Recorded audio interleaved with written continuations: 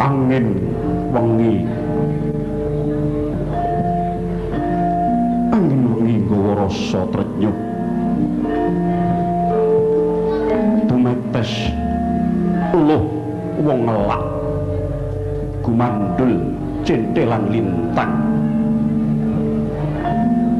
penggayuh nyamut-nyamut mecaki laku ning rina tumengo sepo tungkul sepi menyang endi lunganing kamanungsan menyang endi lunganing adil lan menyang endi lunganing katresnan menyang endi lunganing kawicaksanan kabeh mung pengarep-arep angin wengi ingkang sejati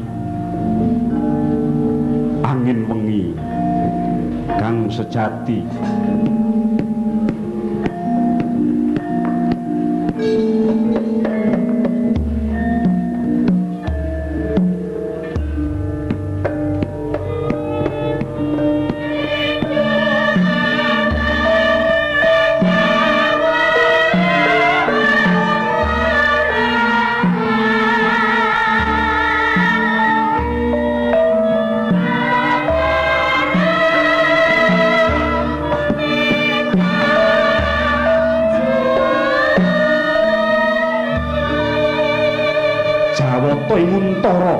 segara nenggih Sang Hyang Bathara Wisnu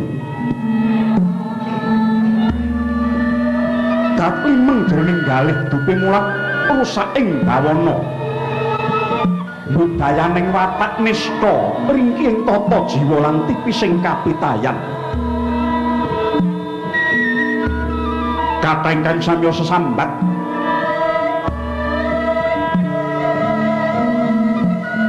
cepaning griya yayah Sang Hyang Surya ingkang katawing hima remu-remu kang semu ngendanu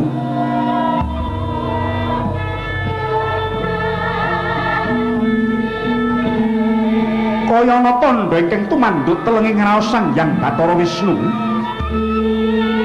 nanging parang marga ingkang arsa tinempuh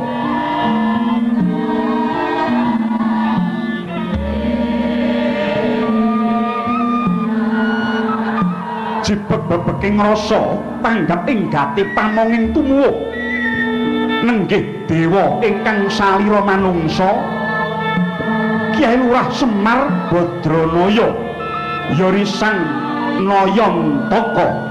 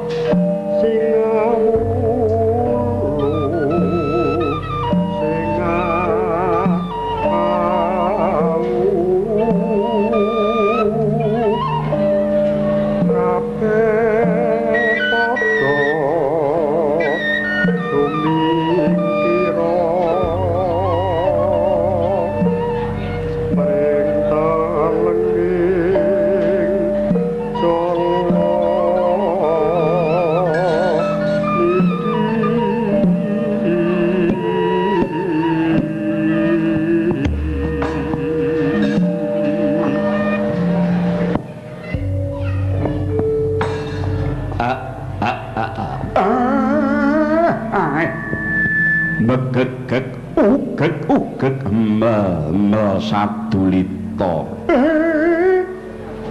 Wisnu dawuhmu apa Kyai Badranaya? Padha-padha le dadi pamong yen kowe dewa ngemong jagat iki, aku ya saliraning dewa ingkang wujud menungsa. Aku ya duweni jejiban ngemong dawana iki. Aku ngerti sepiro aboting rasamu kuwi ndulu rusak ing kahanan. Menungsa ingkang wis padha lali marang jati dirine, menungsa ingkang wis padha koncatan kapribadene. Saka pangrasaku tuwing reretuing bawana iki merga sing nyipta jagat iki wis ngelingke karo menungsa kabeh supaya padha eling marang panembah lan eling menyang jejering uripe. Wisnu, aku tak guneman ora ketang mung seklimah rong klimah nanging dadiya dalan supaya mengko padha kaya dene wiwara kang binuka, tegese dadiya dalan pepadang tumrap kahanan iki. Wisnu, malah iki keng tak arep-arep Kyai Badranaya. Iya. Aku bakal midhangetake monggo apa ingkang dadi pengendikamu. Yen wong urip ana ing alam padang iki isih eling marang wekasaning urip, kudune wong-wong ing mercapada iki banjur padha eling. Merga anane padha kisruh, akeh-akehe mung padha nuruti marang hardaning karep ingkang ora linambaran kawicaksanan nganti ketemane dadi rusak kaya mengkono kuwi. Jiwa kuwi kudu ditambani, tambaning jiwa ya kuwi kudu tansah eling marang jejering urip, duwe gegayuhan luhur nanging dikanteni karo ati sabar. Banjur tepa slira rasa rumangsa lan rumangsani. Nek kabeh wong ing mercapada iki padha eling karo apa sing tak kandhakake kabeh mau, saka pangrasaku ora bakal ilang katresnan iki lan ora bakal musna rasa kabangsan iki lan uga ora bakal kelem kapribadening menungsa ingkang rumangsa dadi titahe sing gawe jagat iki. Wisnu, aduh Kyai Badranaya, lamun mangkono banjur apa ingkang kudu tak tindakake? Lah aku tak njaluk penemumu luwih dhisik. Wis pirang-pirang dina iki aku darbe pengangen-angen kepengin tumedak marang Marcapada. Oh, dadi kowe kepengin baleni gaweamu lawas wiwit kowe mudhun ana ing bumi nalika ning Purwacarita biyen. Iya Kyai. Merga saka pangrasaku bareng tak tinggal bali menyang kayangan Nguntara Segara, donya iki dadine kaya ribet. Aku isih kepengin ndandani jagat iki aja nganti wong sak dawana tinarungku dening angkara murka. Lah banjur karepmu piye? Aku kepengin tumedak, aku kepengin milih manungsa ingkang cetha panawange lan aku kepengin golek panitisan wadahing rasa ingkang bisa sembada madhangake jagat iki. Yen ngono ora gampang. Merga ing bumi iki saiki ibarate tunggak jarak merajak ning tunggak jati mati. Tegese sing elek pirang-pirang nanging sing apik mung kari arang-arang. Yen nganti kleru nggonmu milih, yekting kono mengko dadi dalaning kanistan. Aku nyuwun pandungane Kyai Nayantaka katone ana cahya sumunar ingkang mijil saka kanggutaning manudya garwaning Ratu Mandura.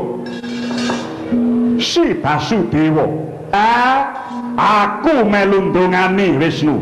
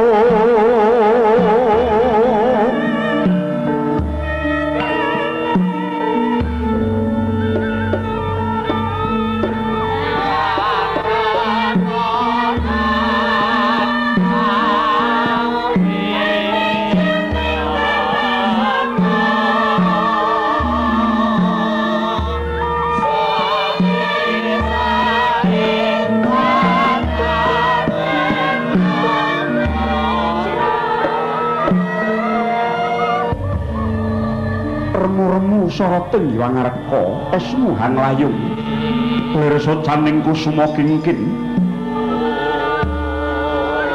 sesekaran layu gegodhongan gogrog dereng winanci peksi jiwa-jiwa kesah sedaya lesu lesah tanpa daya sayane wigi dhuwing galih Garwanata Mandura ingkang tinilar cengkrama nenggih Dewi Maerah.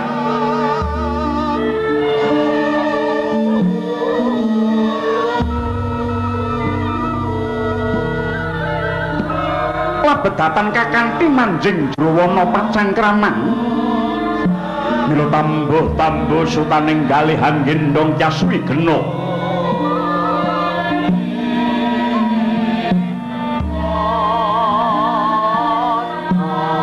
Tali Bronto Suprandene Gidhuwing Galih pineper Suprandene kawis tinggal ing Wadana kagiat dupi mulat saking katebyan praptanira ingkang Loka Prabu Basudewa datang ke nyono-nyono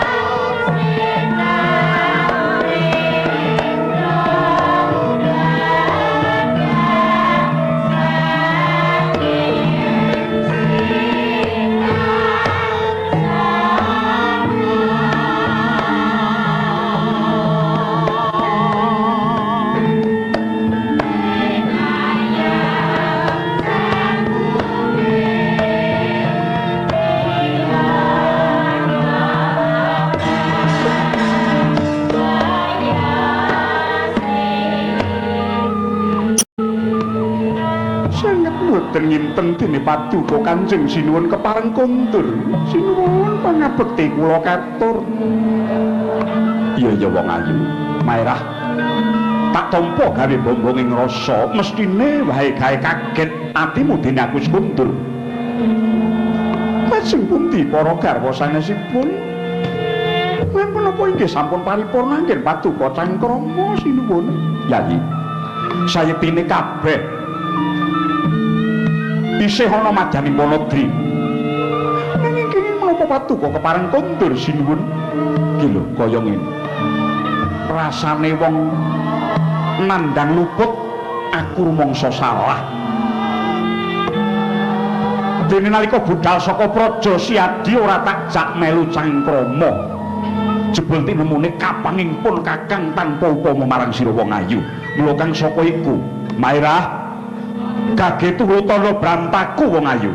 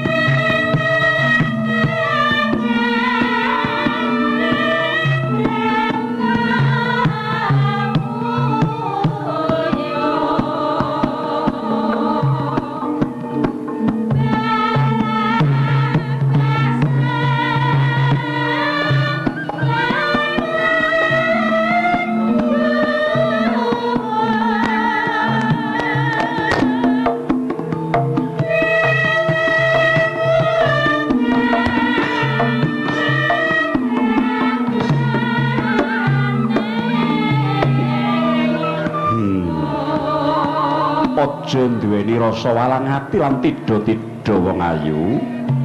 Mairah. Wit ning pinudya kuning kang pengawak Anggana Sari Satyarta kang Sila Pindha Kartika. Baya mirah baya enten sun remuk dadya sira wong ayu. Mairah. Kapangipun Kakang ora kena pinambengan lan ora kena dijoli sapa wae. Mairah, ayo. Tumuli tak kondhong manjing papreman. Sinuwun. Tasih mangu-mangu raos kula kenging menapa paduka menika.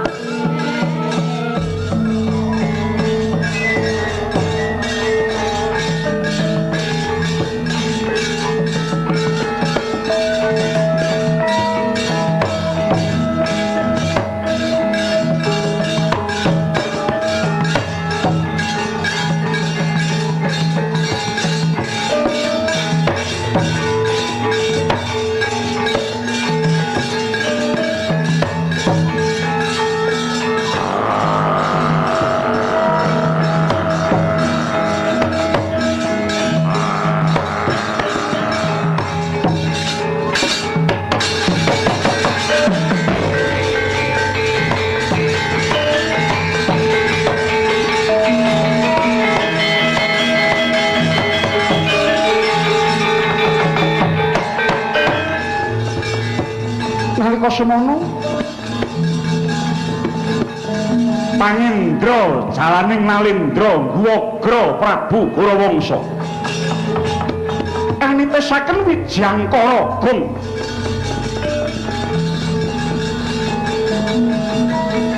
sijiling jagat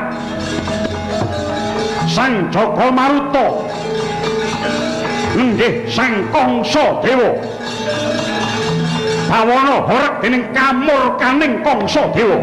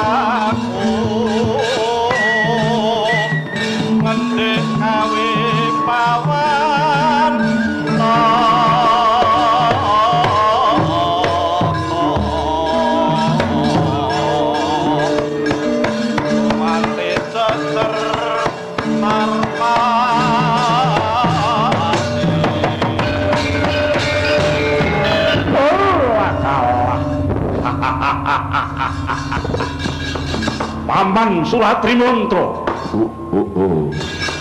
Kula wonten pangandika ingkang adhawuh nggih.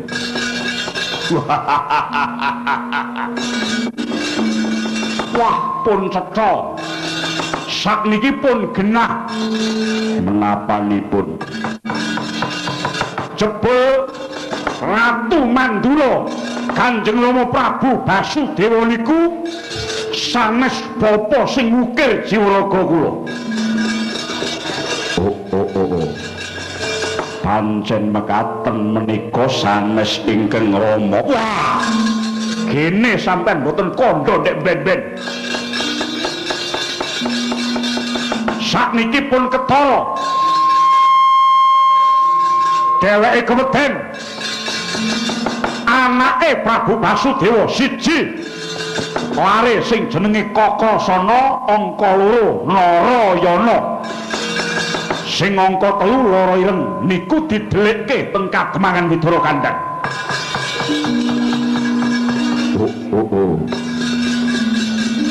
Paduka prisa saking pundi? Sampeyan niku pripun? Luwih julek kula tinimbang sampeyan. Toko?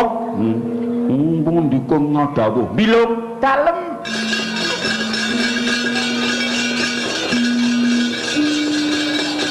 Aku mentas sowan kersane Kanjeng Rama Prabu. Tak nggon jontrot penggawe Kanjeng Rama Prabu Basudewa. Aku etok-etok njaluk rabi anake Demang Sagopa ing Kademangan Widara Kandhang. Prabu Basudewa bingung kok. Nggih bingung mawon sampeyan niku.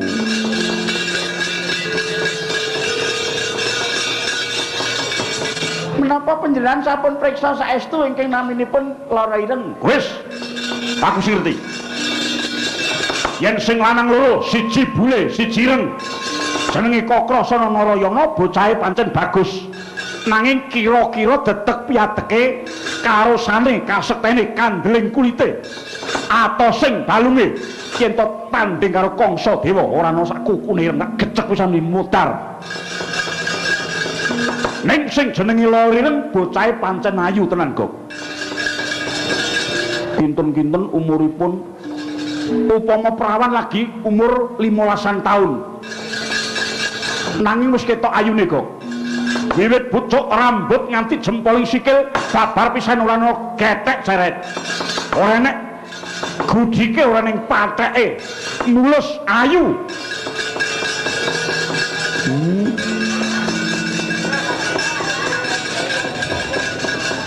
Lemu napa kuru? Ijek perawan ya kuru engko anggres.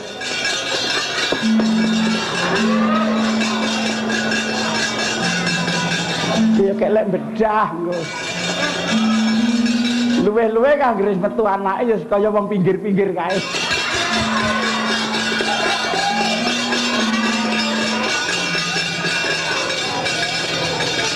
Gur kali nggo delok-delokan wis ora patek nyegeri.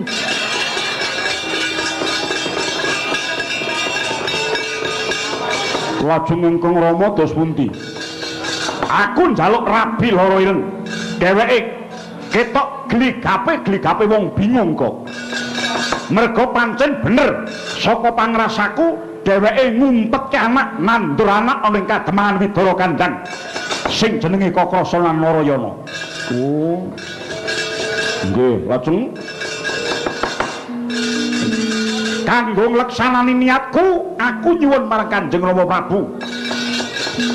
Aku nyuwun supaya kawula ingkang padha atur pajek sing nyekel dudu panguwasa Mandura, nanging kabeh ana tangane Kangsa Dewa. Oh, kok ngaten nggih. Nggih. Lajeng ingkang Rama Prabu semunipun nggih keweden.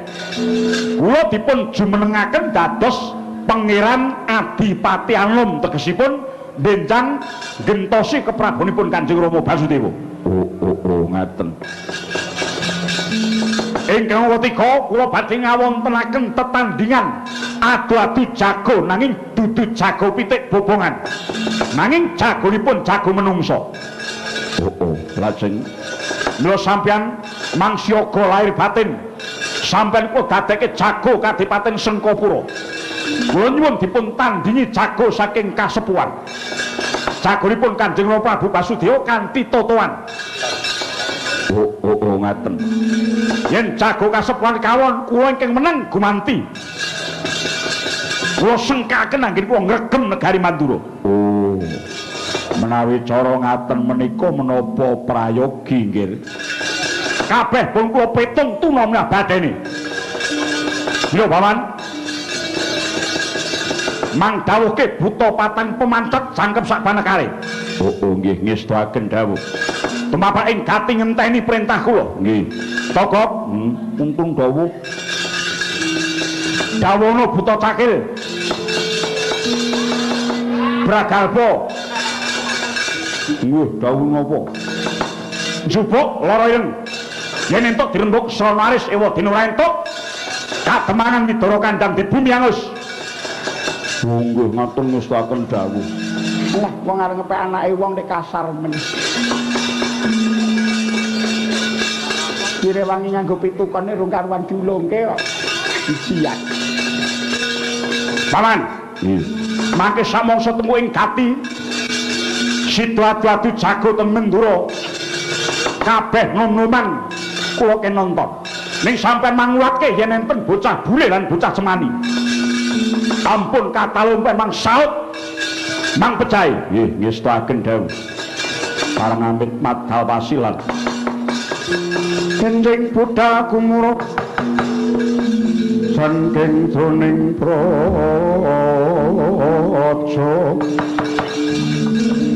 gunging kang Balakuswa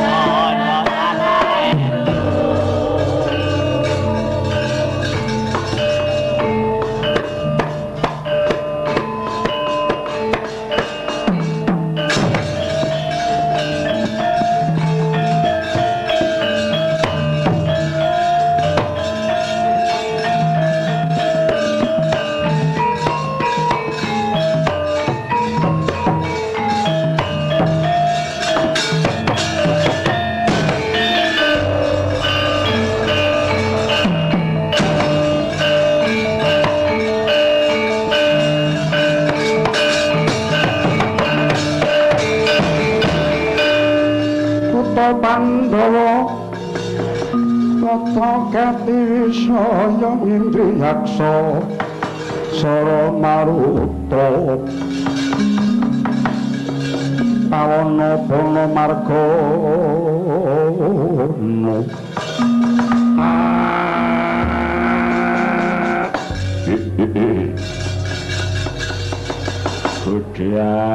Gudian para prajurit Kadipaten Sengkapura padha berdandana luwih-luwih kowe buta ingkang bakal ndikake dawuh anak Mas Kangsa Dewa marang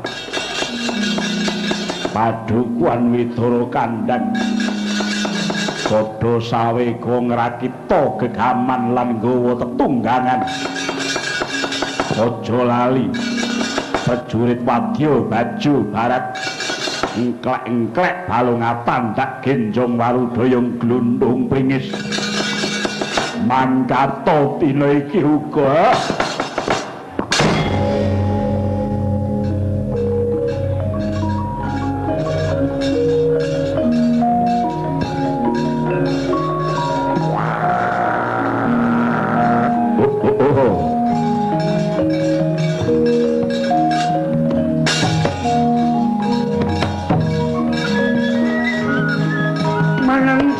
kuning angin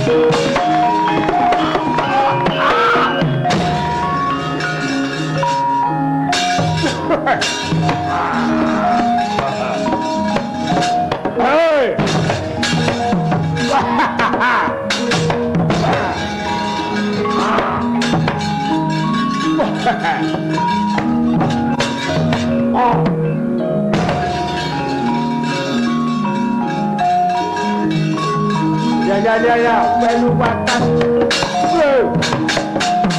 what lagi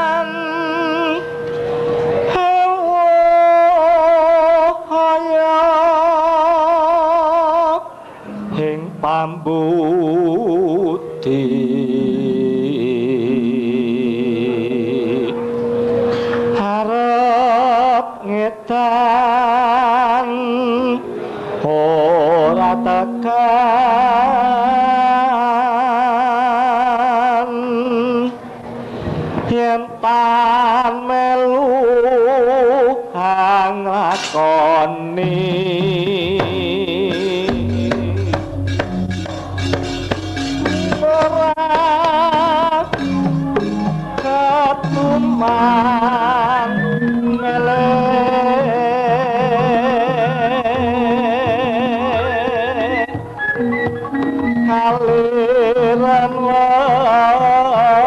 wekasan nipun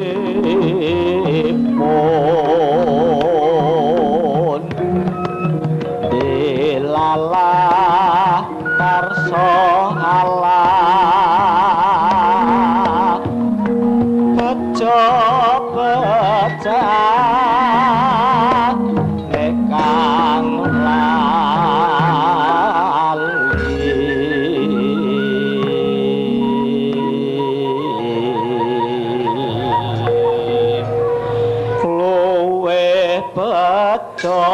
kang eling lan waspada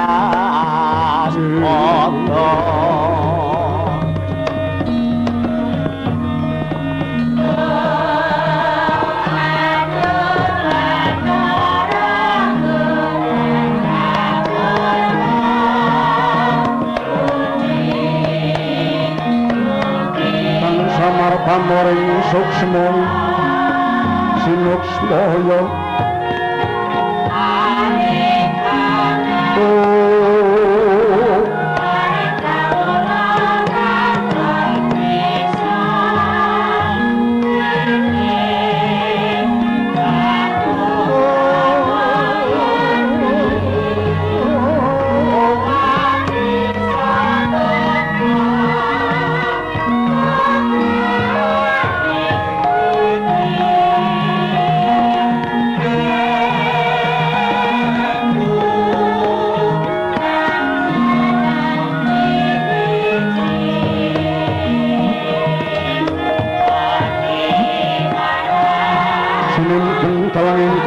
pangkukaning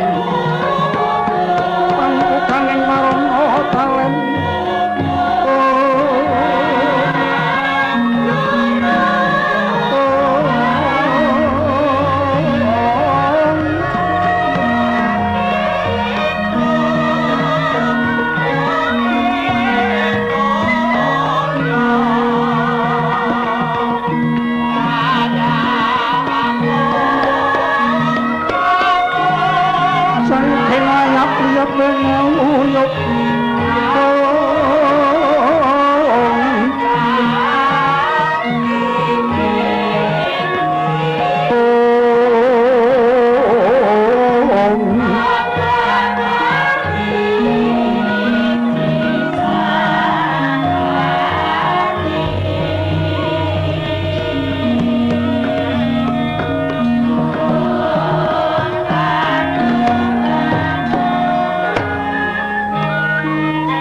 Sawidara kandhang wastane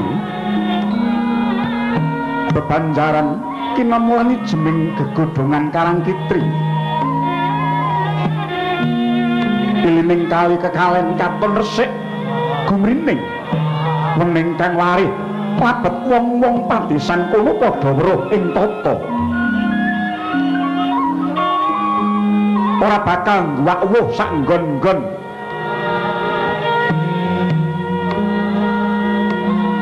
dasaring kono dadya pasabaning mintok minti bebek meri miwah dadya panggoyanganing kebo sapi ana omah ing ngadapur pendopo jatine wis katon tuwek ora digraji nanging anggone yasa nalika semana mung dipetheli ora katon kuciwa nanging malah dadi lan becike latahane jembar mangku tetanduran maneka warna woh-wohan ingkang biyet nganti ngemoh-emohi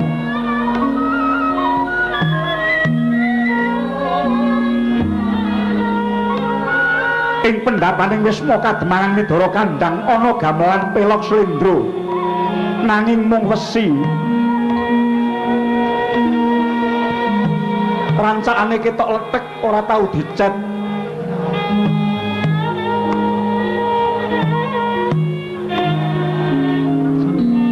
ana bor ingkang rupane ireng ditulisi nganggo kapur nute ladrang wiluyeng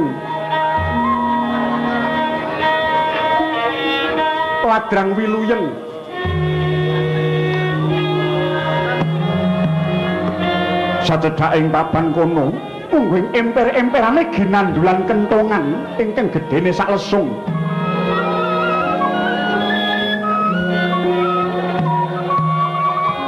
Sinten teng dadi tetungguling wong padukan Widara Kandhang nenggih menika ingkang ngawasta Kyai Demang Sagopa ya sang Demang Antya Gopa.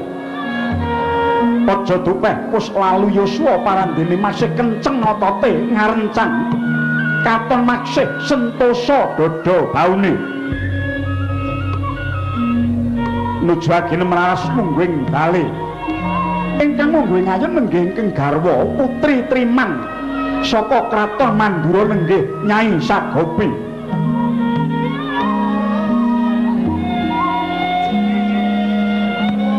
Wis setengah tuwa ning isih ketok selerte piyayi kraton.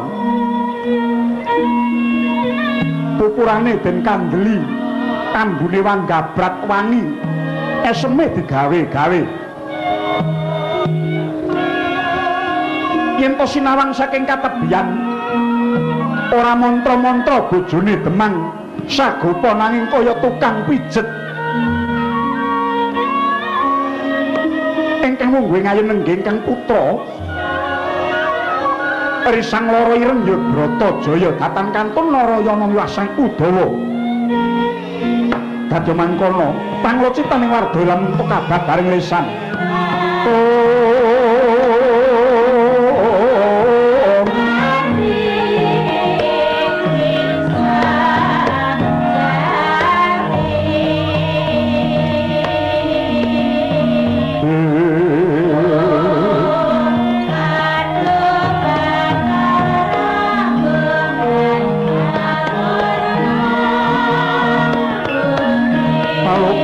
Kuning lekas kita ini dengkuteng kadung kabar ngomong memang kali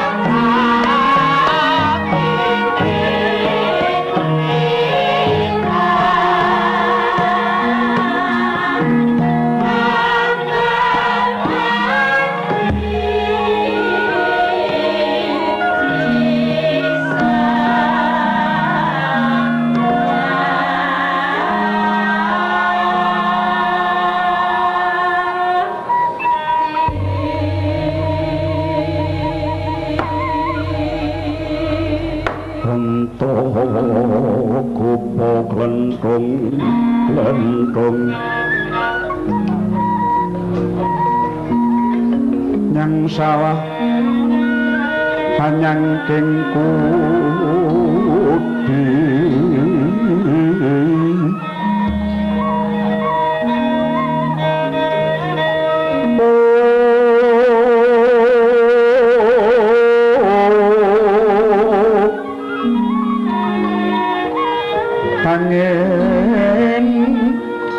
Dangiro wangiro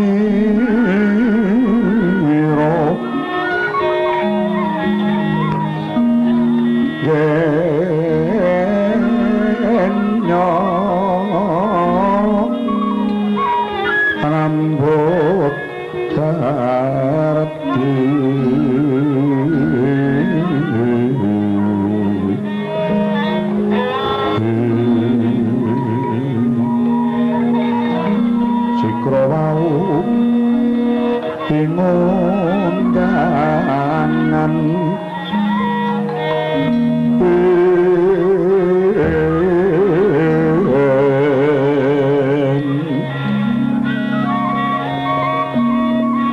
nyanyo sawiji